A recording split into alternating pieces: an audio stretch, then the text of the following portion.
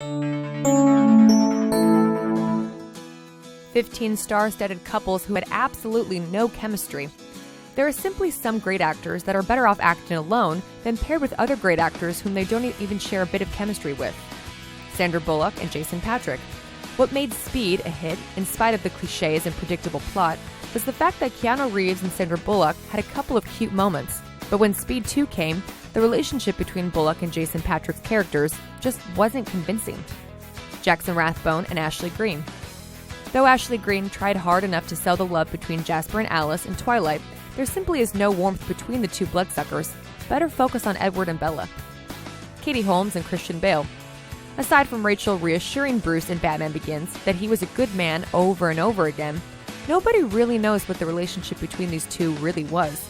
Audiences loved it so much that the sequel replaced Holmes' character. Jennifer Aniston and Paul Rudd. Both Jennifer Aniston and Paul Rudd do lovey-funny instead of sexy heat, but together in Wanderlust, they just become strangely dopey. Also, both play pretty unlikable characters, which is always a bummer.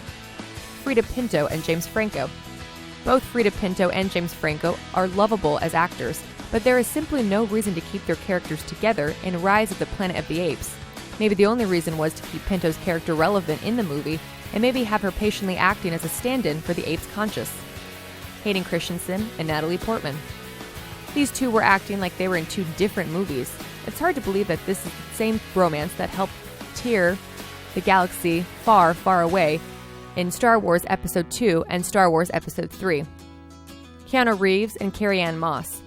Their team-up was okay during the first Matrix movie, but become intolerable during the second and third iterations. Constantly saying you love someone doesn't make the audience feel it anymore.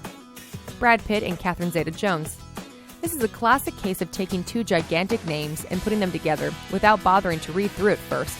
Their first interaction in Ocean's 12 was a stale one, despite the atmospheric music and European setting. Vin Diesel and Michelle Rodriguez. Vin Diesel and Michelle Rodriguez together in The Fast and the Furious just isn't cutting it. Too bad, because the movie is actually pretty good. Leonardo DiCaprio and Cameron Diaz.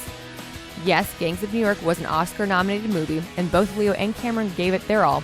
However, their relationship is nowhere near as intense as the one between Leo and Daniel Day-Lewis. Jennifer Lopez and Ben Affleck. Aside from Gigli being bizarre and clumsily plotted, Lopez and Affleck also had no chemistry, and it was supposed to be a romantic comedy film. Angelina Jolie and Johnny Depp. Just taking two super sexy actors and putting them together doesn't make a compelling film. Maybe Jolie and Depp's love scenes fell flat because they never dated before. Julia Roberts and Nick Nolte. Age difference and lack of chemistry between Roberts and Nolte in I Love Trouble are just two problems in this pale imitation of 40s screwball comedies. Not even Roberts' trademark smile can save this one. Hugh Grant and Sarah Jessica Parker. With its unfunny script and lack of on-screen chemistry between Grant and Parker, Did You Hear About the Morgans falls flat. Plus, it's the same old out-of-water story that's been put to film dozens of times. Anne Heche and Harrison Ford. The film 6 Days, 7 Nights could have worked if the chemistry between the leads had been better. Though they seemed fine individually, Ford and Heche just didn't click.